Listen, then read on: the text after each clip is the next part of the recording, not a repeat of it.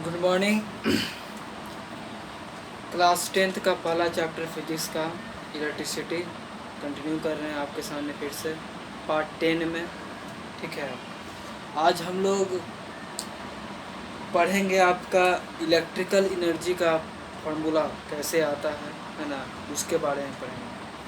ठीक है, तो हमने देखिए बताया था आपको इलेक्ट्रिक पावर का फार्मूला वहीं से आएगा। जो इलेक्ट्रिक पावर का जो भी फार्मूला बताया था, electric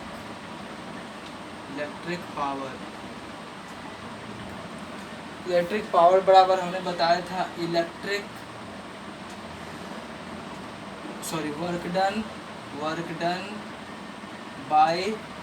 work done by electric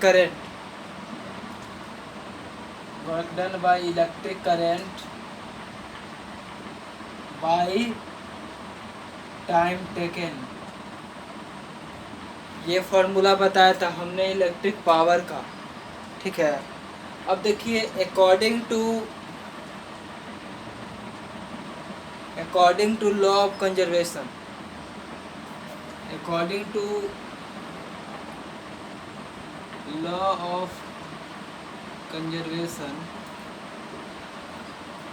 हम लोग work done by electric current को क्या लिख सकते हैं, किसके बराबर लिख सकते हैं? Work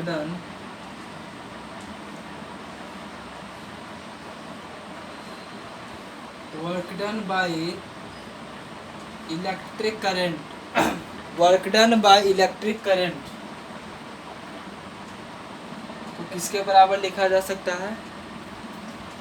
energy consumed, electrical energy लिख सकते हैं। इलेक्ट्रिकल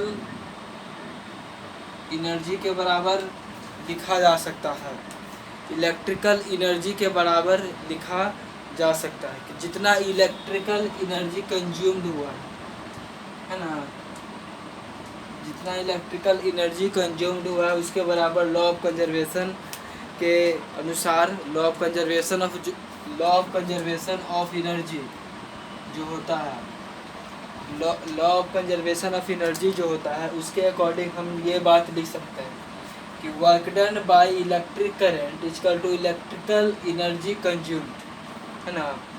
तो अगर मान लीजिए इलेक्ट्रिक पावर बराबर work done by electric current की जगह अगर हम लिख दें electrical energy by time taken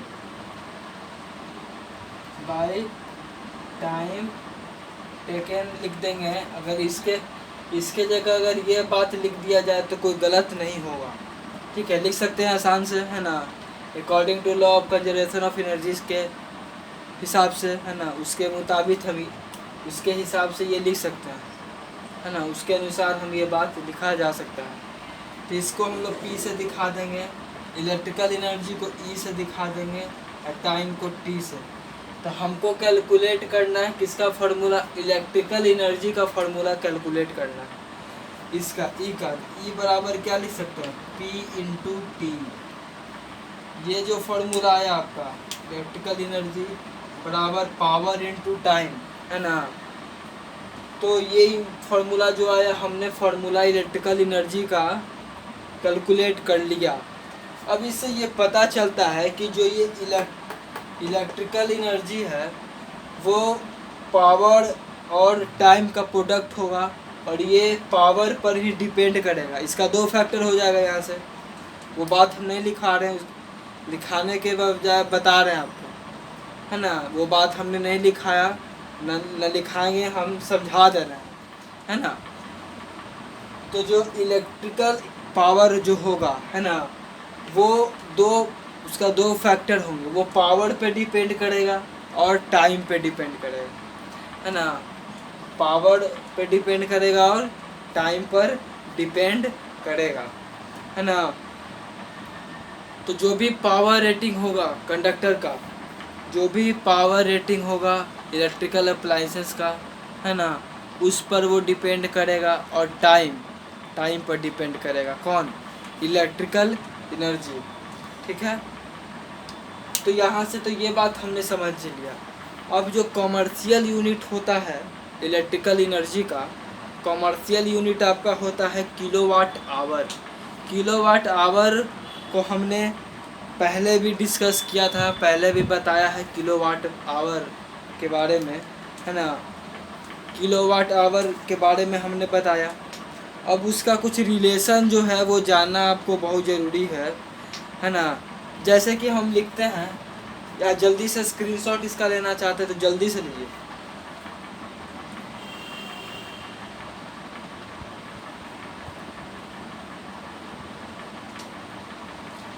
अब देखिए, जो हम बताए थे आपको, अगर जो रिलेशन निकलेगा जूल में, किलोवाट का रिलेशन अगर जूल में निकले तो कैसे उसको भी थोड़ा समझ लेते हैं, है ना। इसको हम इरेज कर रहे हैं।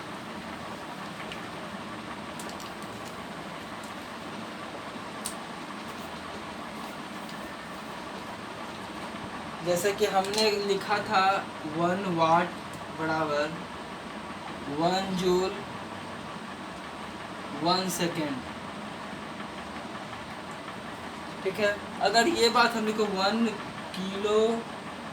किलोवाट आवर अगर लिखें तो यहाँ पर कितना जूल हो जाएगा? 1000 जूल। क्या हो जाएगा? 1000 जूल हो जाएगा 1 सेकेंड, ठीक है। तो किलोवाट आवर में चाहिए तो इधर भी हमको आवर में होगा। ये 1000 जूल सेकेंड, यहाँ पे आवर में ये हो जाएगा, है ना, क्योंकि किलोवाट आवर का निकाल रहे हैं। तो किलोवाट आवर का जब भी निकालेंगे तो वहाँ पे आवर हो जाएगा। अब देखिए 1 किलोवाट आवर, ये 1000 जूल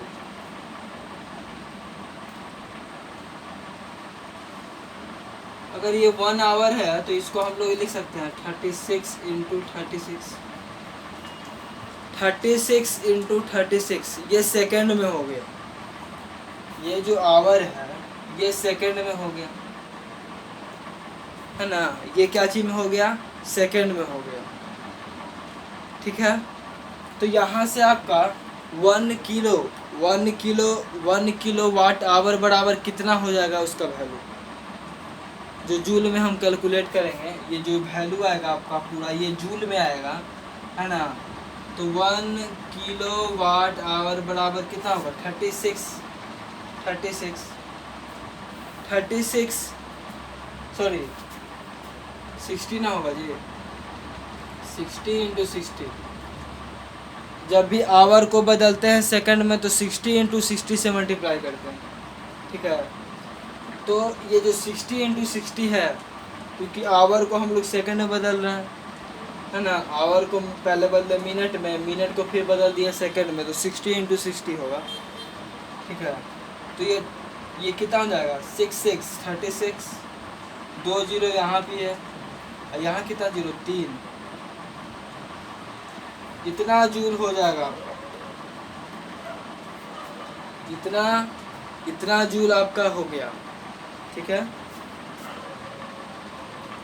अब अगर इसको लिखा जाए 1 किलो वाट आवर को ऐसे लिख सकते 3.6 इंटू 10⁻³ और 3 6, कितना जूल भी लिखा जा सकता है। तो ये अब ये जो आपका किलो वाट आवर का जो रिलेशन आया आपका, ये आपका जूल में आ गया। ये वैल्यू आपको याद रखना होगा, काफ़ी इम्पोर्टेंट वैल्यू है ना। कि 1 किलो, आपसे कोई पूछेगा कि 1 किलो वाट आवर में कितने जूल होते हैं, तो इतना जूल आपको बताना हो, ठीक है। ये जो जूल है 1 किलो वाट आवर में आपसे कोई पूछे तो 3.6 इंटू 10⁻6 जूल आपका आंसर होगा। तो यहाँ तक तो समझ में आ गया। जल्दी से स्क्रीनशॉट लेना चाहते हैं तो जल्दी से ले लीजिए।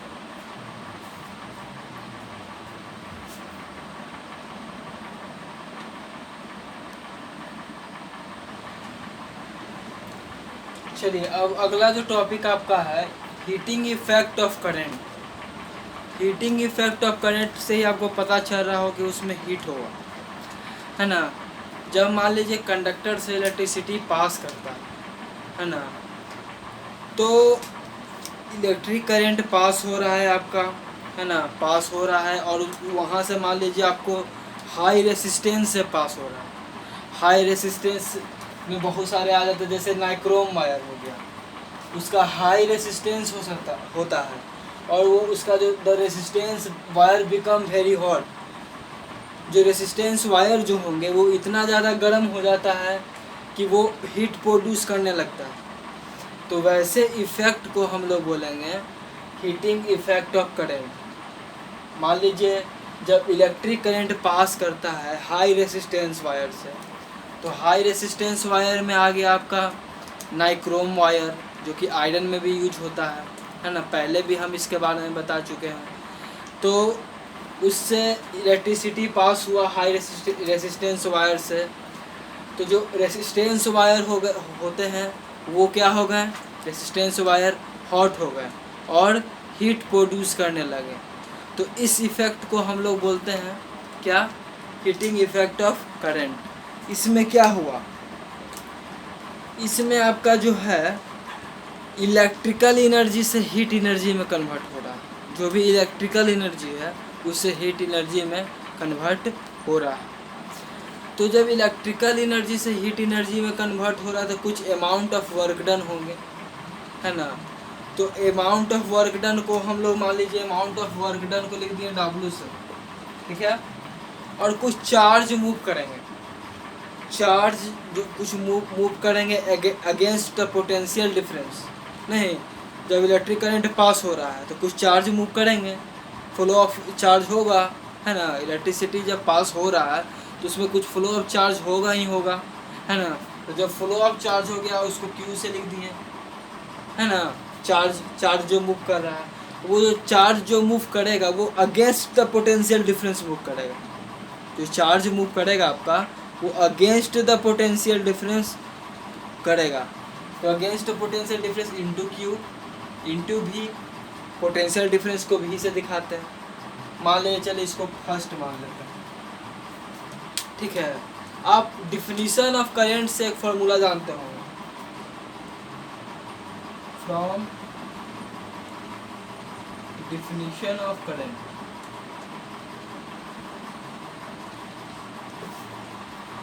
डिफिनीशन ऑफ करंट से एक फॉर्मूला जानते होंगे आप, I बराबर Q/T,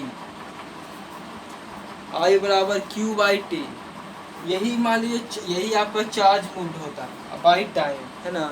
तो मान लीजिए Q बराबर हम लोग क्या लिख सकते हैं, I इंटू T लिख दिए, इसको मान लेते हैं 2। अब एक और चीज़ हमको चाहिए यहाँ पर, from Ohm's law. Ohm's law से आप जानते होंगे V बराबर I इंटू R, इसको थर्ड मान लीजिए। अब मान लीजिए एक बात हम लोग, एक फॉर्मूला हम लोग यहाँ से जनरेट कर रहे हैं, ठीक है, कि फ्रॉम नाउ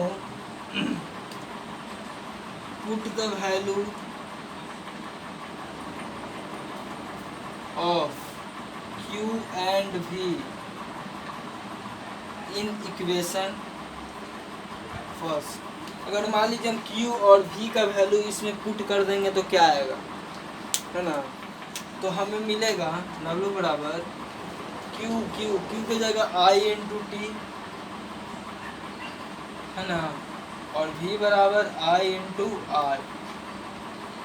तो यहाँ पे क्या फॉर्मूला हमको मिलेगा, W बराबर I स्क्वायर R T, ये फॉर्मूला मिला, ठीक है। ये वर्क डन बराबर मिला आपको I स्क्वायर R T। तो मान लीजिए जो भी वर्क डन हो रहा होगा, है ना, तो वो आपका हीट ही प्रोड्यूस ना हुआ, एक हीट फॉर्म। क्योंकि हमें देखिए हम क्या करवा रहे थे, यहाँ पर इलेक्ट्रिक करंट पास करवा रहे थे हाई रेसिस्टेंस में, ठीक है। तो वहाँ पे क्या हुआ कि जो रेसिस्टेंस वायर थे वो हीट प्रोड्यूस करना, वो बहुत ही ज़्यादा गर्म हो गए, और हीट प्रोड्यूस करना शुरू कर दिया। तो जो हीट प्रोड्यूस हुआ वही तो आपका वर्क डन हुआ। तो यहाँ पे अगर हम वर्क डन बराबर, अगर यहाँ पर अगर हम वर्क डन बराबर हीट प्रोड्यूस लिख देंगे, हीट प्रोड्यूस, तो कुछ गलत नहीं होगा। इसको इसके बराबर हम लिख सकते हैं। तो H बराबर I²RT, ये फॉर्मूला आपको याद रखना होगा कि H बराबर I²RT बहुत ही इम्पोर्टेंट फार्मूला है। इस पे बहुत सारे न्यूमेरिकल्स भी बनेंगे, है ना। तो हमको आशा करते हैं कि यहाँ तक आपको समझ में आ गया होगा कि कैसे कैसे फार्मूला आया। पहले हमने डिफिनीशन ऑफ करंट से फार्मूला ये हम पढ़ चुके हैं, ये सब हम जानते हैं कि I बराबर Q/T होता है। हमें यहाँ पर Q का वैल्यू चाहिए था, इसीलिए Q का वैल्यू ला दिए, ठीक है। फिर हमको V का वैल्यू पता नहीं था, तो हम लोग ओम्स लॉ पढ़े हैं, ओम्स लॉ से V का वैल्यू लाया। दोनों वैल्यू Q और V का वैल्यू, है ना, फर्स्ट इक्वेशन में हमने पुट कर दिया और ये वैल्यू हमने गेट किया, ये वैल्यू हमें मिला। तो यहाँ तक अगर समझ में आ गया है तो इसका जल्दी से स्क्रीनशॉट ले लीजिए।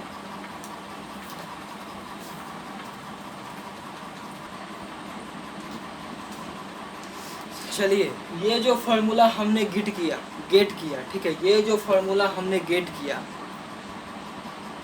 हीट का, है ना, हीटिंग इफेक्ट ऑफ करंट से हमने जैसे जैसे इसको गेन किया, जैसे गेट किया, तो आपको समझ में आया होगा।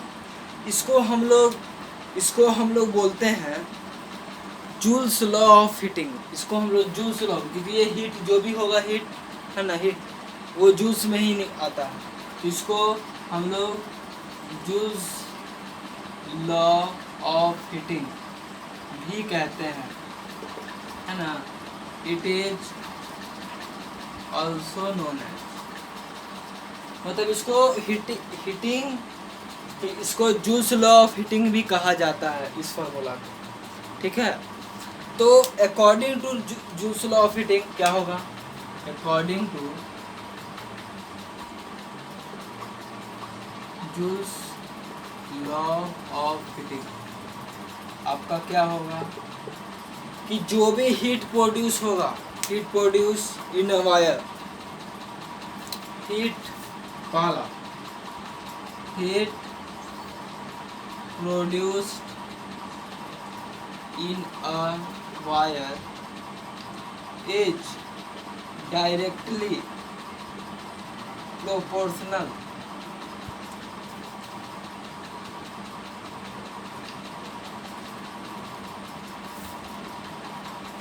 heat produced in a wire is directly proportional, पहला directly proportional to square of the current, directly proportional to the square of the current।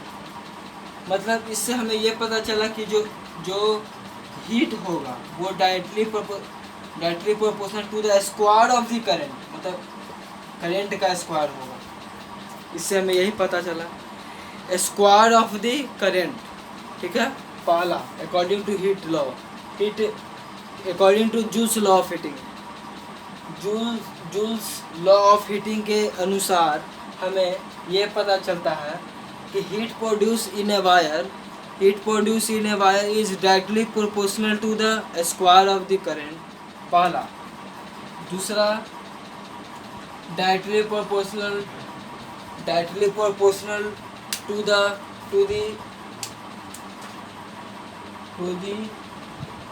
Resistance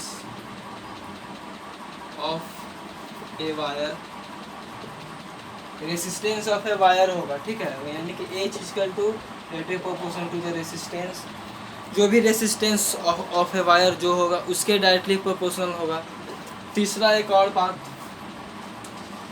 तीसरा जो होगा कि heat produce in a wire is directly proportional to the time for which electric current pass, time to which electric current is passed is directly proportional to the time for विच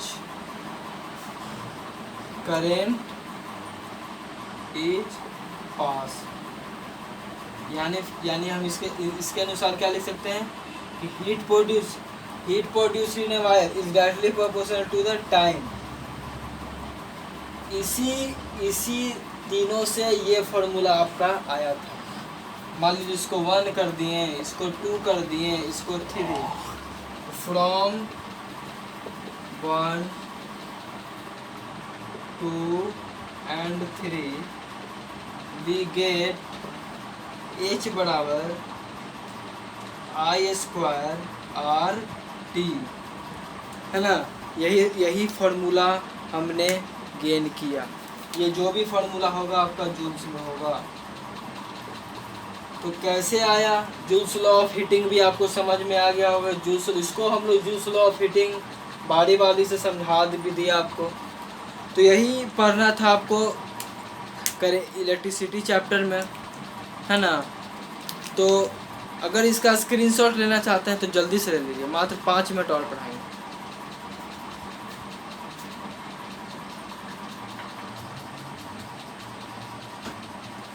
चलिए, आशा करते हैं कि जो भी आपको पढ़ाया गया होगा, है ना, क्लास 10th का जितने भी टॉपिक्स थे आपके सिलेबस में वो हमने बता दिया।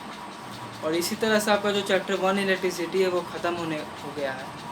लेकिन 2 क्लास इसका और होगा, उसमें जो होगा आपका वो आपका सिर्फ न्यूमेरिकल्स होंगे। जितने भी इम्पोर्टेंट न्यूमेरिकल्स हैं जो बार एग्ज़ाम में पूछे जाते हैं, है ना, तो वो आपको बताएंगे। ठीक है, तो अगर पढ़ाई पसंद आया होगा तो लाइक कीजिएगा, फ्रेंड्स के साथ इसको शेयर कीजिएगा, चैनल को सब्सक्राइब कीजिएगा। ठीक है, तो इसी के साथ अपना ध्यान रखें, अपने फैमिली का ध्यान रखें। ठीक है, चलिए बाय, जय हिंद।